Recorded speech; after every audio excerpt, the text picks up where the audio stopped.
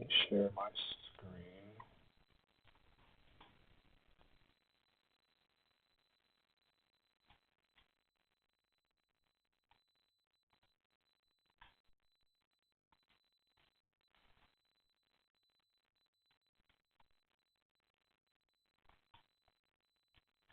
All right, can you all see my screen?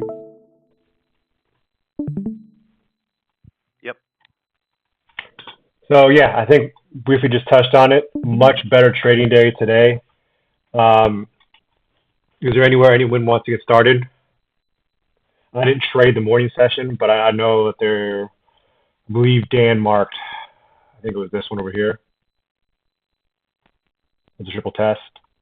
Um, did anyone have anything to say or want any more elaboration on that one?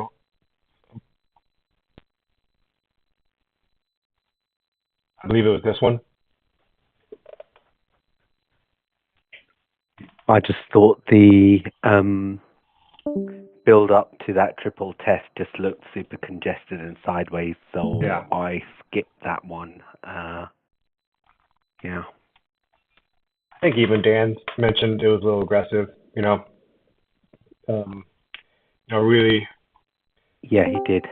at this point of the day, you're kind of just playing, okay, this is done, we got some chop here, He's essentially just, and this is kind of a continuation of things that we've been talking about, this past week. When things are choppy and congested, you can trade, but you need confidence in whatever the key entry point is, in this case, the resistance, right? And I think Dan mentioned in the comments that the consistency was there for that one. Mm-hmm. I think, yeah, that's something we talked about, I think, in one of the previous calls this week, where it's like consistency versus coincidence, right? And one thing, just even to build on that, is you want consistency. You also, it's not just the strength of this resistance, it's the lack of other areas that we might be concerned about, right? Like in this scenario, right, if we started to fall into maybe what maybe looks like a spiking channel, or maybe there's something larger here that still needs to be played out, I'm sure he would be more concerned with that. But because this is done, and then you get like real obvious flattening here, I think that's where he found the confidence in that. And, that actually kind of, helps. To your point, Robert, I think if there is one thing about today, it's we did find some relatively consistent highs and lows, which makes trading, easier. And not only do we find the consistent highs and lows, we found them in areas that are, how am I going to put this? When we're pretty sure there's nothing else going on, right? I think, like Dan said, it's an aggressive trade. We've looked at it over and over and over again. If there's one trade that Dan really likes, it's this after trend break to new high. He loves that triple test, right? It's the lack of other things going on. And yeah, like I said, it's very consistent. You have 1, 2, 3 right here. If you got a good signal bar here, you probably could have taken this as well,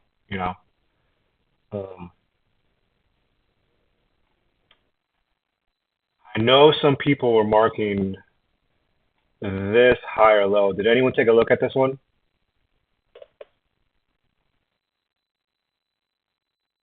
I thought about it, but I ended up skipping at the end. It was just a bit too sideways, just where the signal bar is. It's like in the middle. Yeah, and I think this is, if we're going to look at the rules that we've been discussing the past couple days, especially, it's, does it fit one of two criteria, right? Does it have that either cleanliness to the point, or does it have that consistent key entry point? And I don't think this one has either. You do get the higher low, but, especially after this break right here, you're not as confident this is going to hold super well.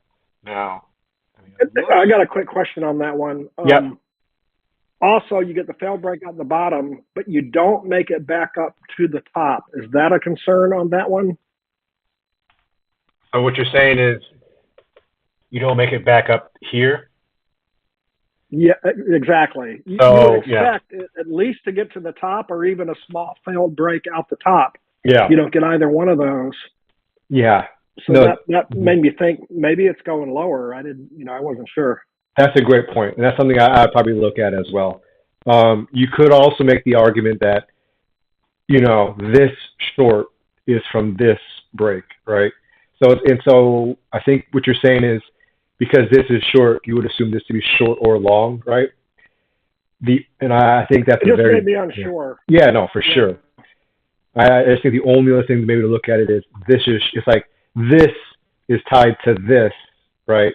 Versus this being the first short and then this being the reactive move. But I think altogether the only thing I can really see, right, as an argument for it is we do know that uh, when when prices do break out the top or the bottom, they want to come back and retest the breakout area, which we don't get at all. But I think it's pretty aggressive. By the time you enter this on the higher low, this is about a half dozen bars kind of collected on a key entry point that we're not super confident in. And like you said, Robert, coming up short here, you would expect, I think if you took this one, that's pretty aggressive. I can understand this because this is kind of like a third attempt. You have a one, two, three, but it's still, in my opinion, kind of aggressive. Um, okay. Anything on this first range from the day?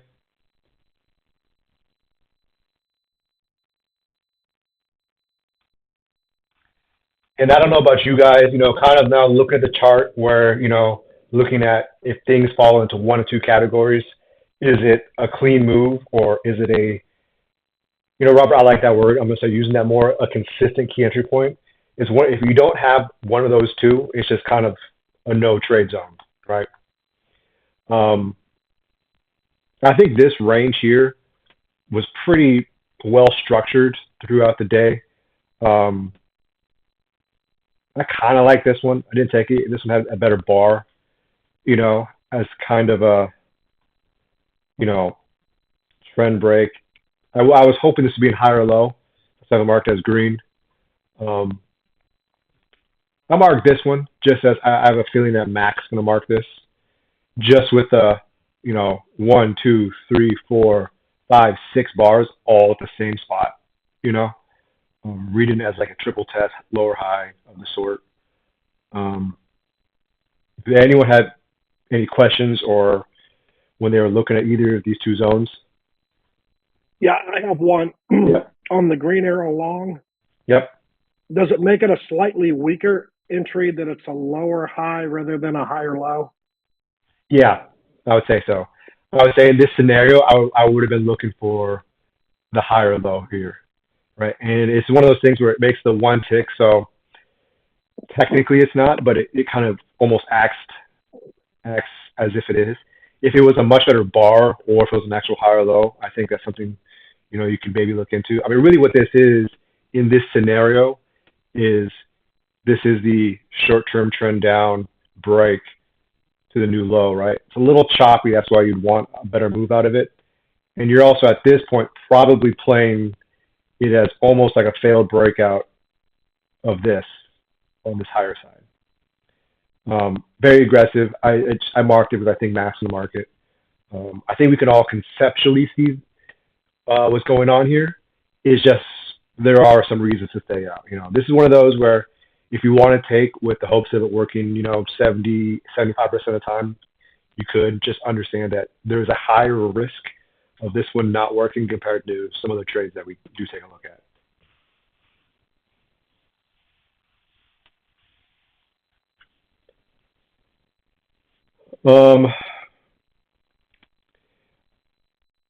If nothing else on those, I do have one that's in the yeah, area that I marked, but okay, I didn't take it just as a marker.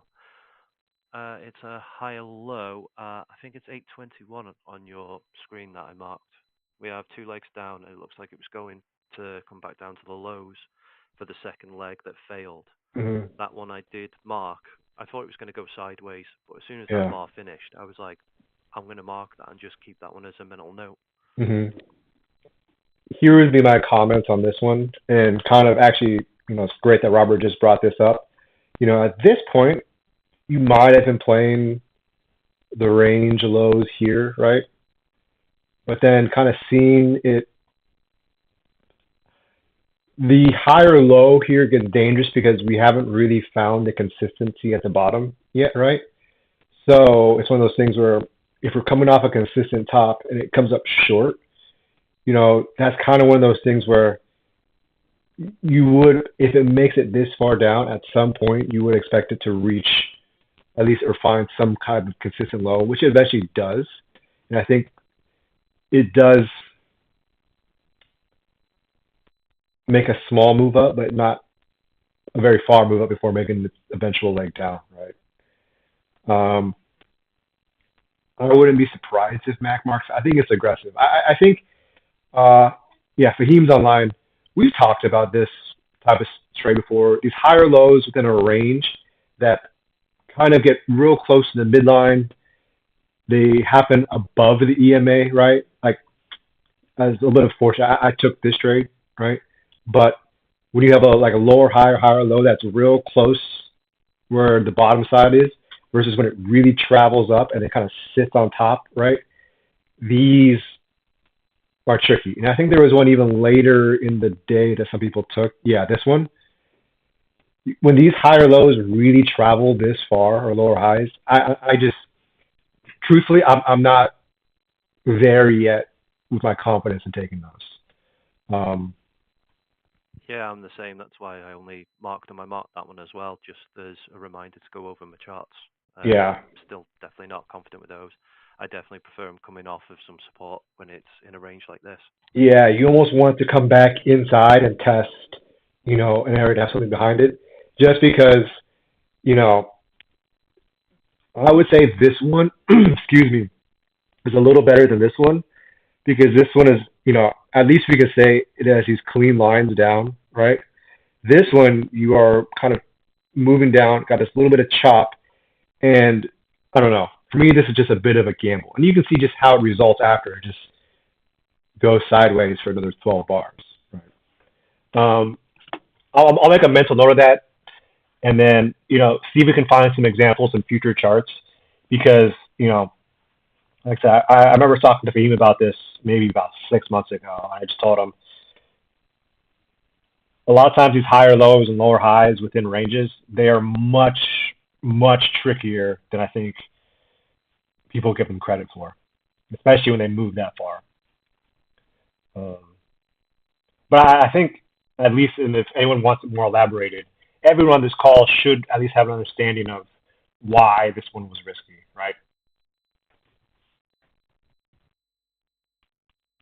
I think the fact that you're in the middle of the range, isn't that reason enough to leave it alone? Yeah, my only note on that would be at this point of the day, I think you would have originally drawn this range like this, right? Because we didn't have this matching low yet, right? So it would have been right around there. So I could see the argument, but even then, yeah, that's still kind of going into the midline too still. So these are just super, super tricky, And a little bit foreshadowing for some stuff later today. I did take 2 trades today. The midline did act as a lot of problems for me later in the day. So I think here, I took this lower high, just as like a lower high back into the range. We had super consistent tops here, right? It's a little sideways, but I think all things considered, you could definitely take this lower high, at least back into the range, back to the EMA. Play it almost as a short-term trend break, even though there's no real new low, right? You could play it as a short-term trend break, new high, lower high. Everything tells us we're at least expecting to go back to the EMA. A little aggressive, but I didn't mind it. I took it. And yeah, uh, anyone else take that one or take a look at that one? Yes, I took it as well. Yeah. Yeah, that was the only one that I took today. And I think this is a trade that as we look at, and I'm going to continue to do this for at least the next couple of weeks, is when we look at the criteria, right? One of two things. We have the clean legs to a certain, in real direction to a certain point, or we want, well-defined, consistent key entry points.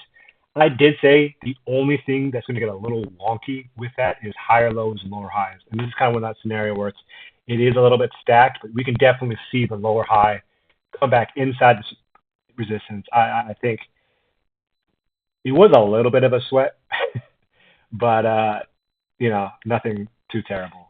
So um, it's never great seeing that next bar be green on a short, but it kind of is what it is, right?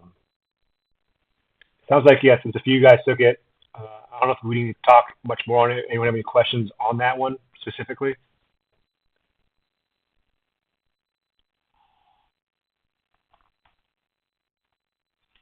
Did anyone read it as a? I'm just curious. The short-term trend up. Did everyone have the break on it, or did you guys have that in play? I had the break. You had the break. Yeah, me too. Yeah. Well, I think it was a great trade. I think just kind of really shows some of the things that we've all been working on.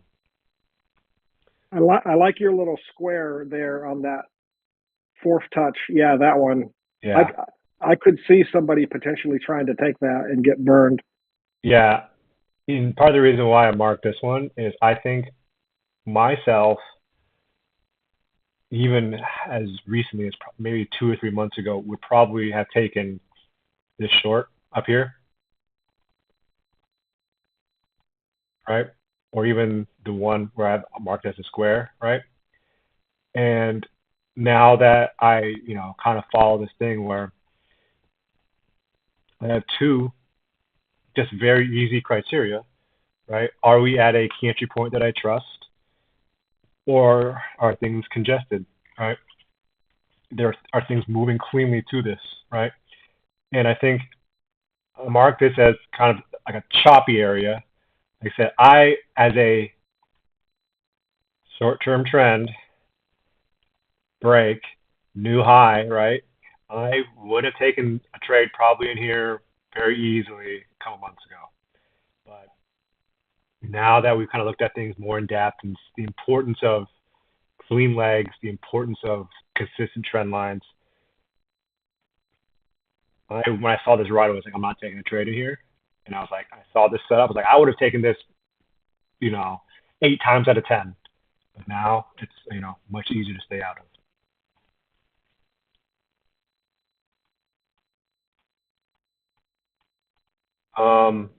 Mark this one.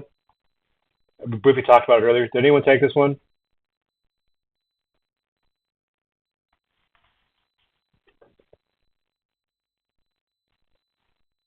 Yeah. Not much to add outside the fact that it's the same thing. This is a tricky zone. Um, you're going right into the EMA or the midline. There's room, but I would definitely say if you took this, I could see it. What I have seen, it's a higher low, kind of back into the range. You've already the break, so the range is starting to fall apart, right? You do have this well-defined two legs down, which I do like, and it's almost kind of one of those things where the thing that's going for it the most, and I was maybe semi looking for something down here, just because not only do you have these two legs, right? You also have it as this is very typical price action where you have the strong trend, the break, and then two legs to the matching, right? So it's like you have this and this, and then you have the longer one plus this one, right? So you do get this kind of matching move down here. Um, the only kind of tidbit of information, and I'd be interested to see if anyone else had any comments on it, was for those who are trading this late in the day, when we had this break, it was a little bit, do I extend this range to the right until we start to move out of it, right? Now, I think it is extended, and the only thing that I would say that really was my sign was this area right here. Coming back in, the strong push down, and then we had this move up, and I was looking saying, okay, here's what I was thinking in my head. If we get some clean, continuous moves, right, then I would say the range is done. But I think the fact that we had the failed break, broke back in, and then came immediately and hovered back at this midline, which has shown actually a lot of strength throughout this day. This right here tells me that the range was still somewhat in play. Because I was looking. I think some people took the failure back into the range. Yeah, I believe it was right here, right? Yep.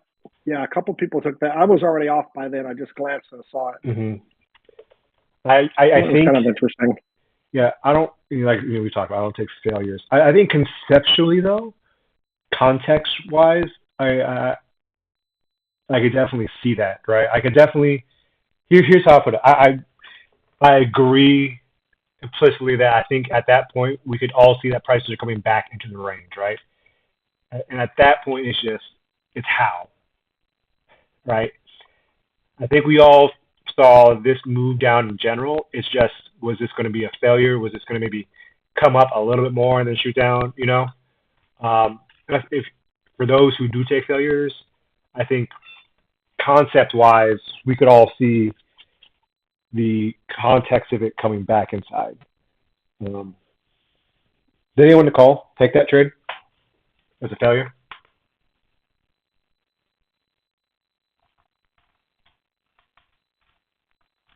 Yeah, Robert, I think you're right. I think some people did take that. I know some people took this one. The last trade I took, I only took it on one contract because it was at the midline. I took this last green arrow. I explained in the Discord why I thought it was aggressive.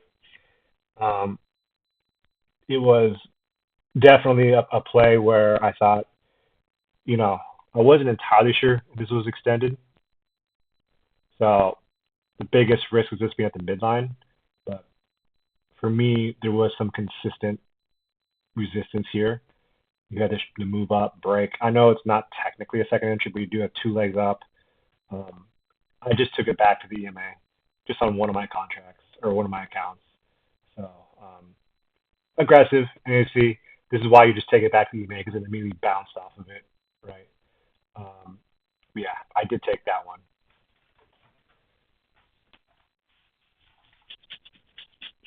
Concerned any more about the chop that's involved in it as well? Yeah. Coming up into it. So I had mentioned that in the Discord as I was replying back to it because I said it's not the best setup, right? And here's how I thought of that, right? This chop here worried me, right? And I did look at, okay, we have this leg, this leg, this leg. And then after this kind of choppy area, you do have some, clean legs, right? But this is what was worrying me. I'll say the things that kind of was my pro versus the con was we were making lower lows on ESO. This was a big push, but this went low, this went lower. We still continue to try lower. So I was, a little bit optimistic that maybe we at least get some type of rejection off here. And I didn't mention this, and I think, I forgot who was a little confused in the Discord. I said this wasn't the best signal bar in this situation, right? And what I mean by this is usually when I want to see like a strong rejective type bar, right? Especially off a key entry point like that. This bar, if you really think about it, this is about one tick away from being an inside bar, right? And what we know about inside bars is that it's a sign of congestion, right?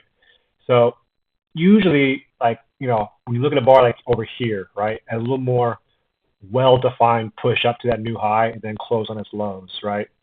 Or I believe there was the one that Dan took earlier. right?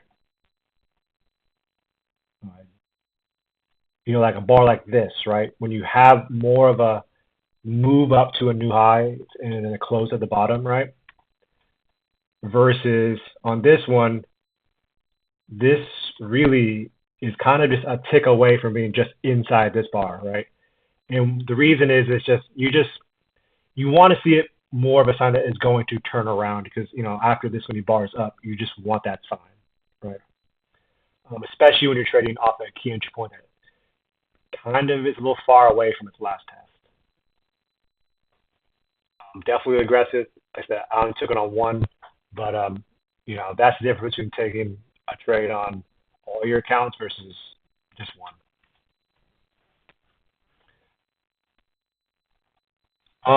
Does anyone else have any questions on any or anything they want to bring up or discuss from today's chart? I think we covered. I mean, today was that you know I feel like was relatively straightforward.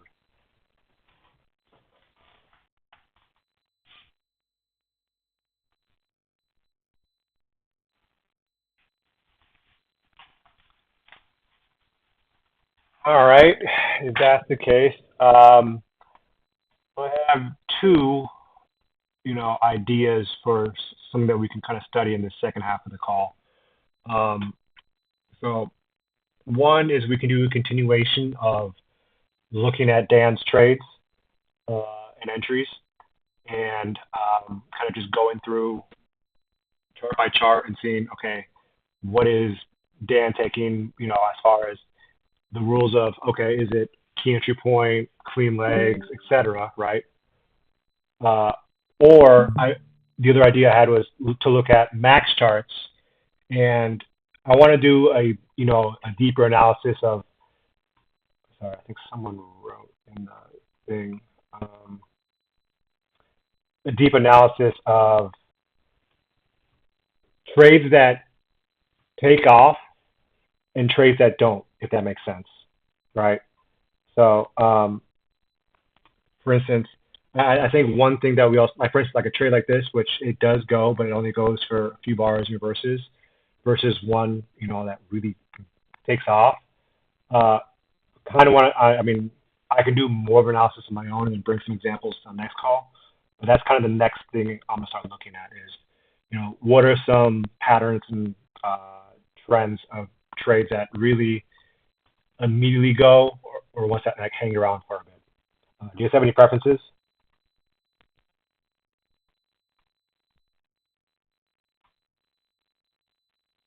Sorry, RJ.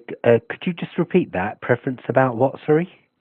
What we want to look at next. Continue to look at Dan's charts or and look for his entries. Or I would want the other thing would be look at a max chart and look at all of the entries and critique the ones that don't work super well, if that makes sense, right? Or because it's like there are some trades that, like for instance, like a trade like this where it works really well, right? And then there's trades like this that barely work, or some trades that work but then they hang on for you know a little bit before eventually taking off, right? So basically critiquing some of Max Mark's trades that we wouldn't take, or just looking at all of Dan's.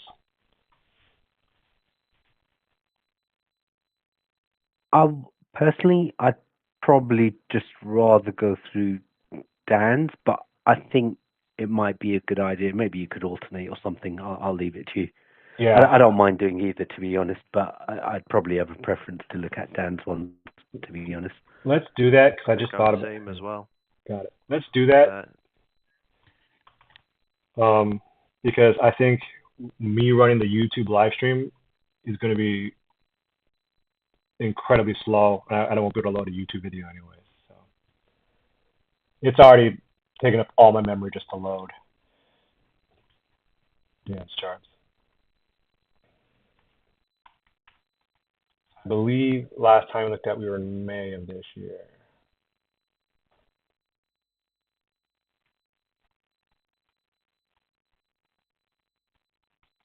All right.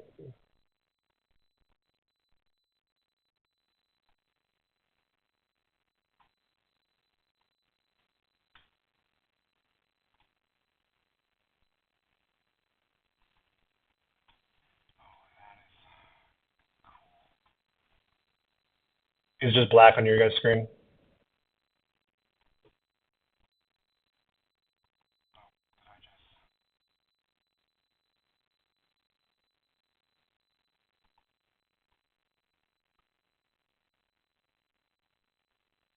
All right, I think, sorry, guys, give me 1 second. I'm going to stop the YouTube stream. It's about to crash my computer.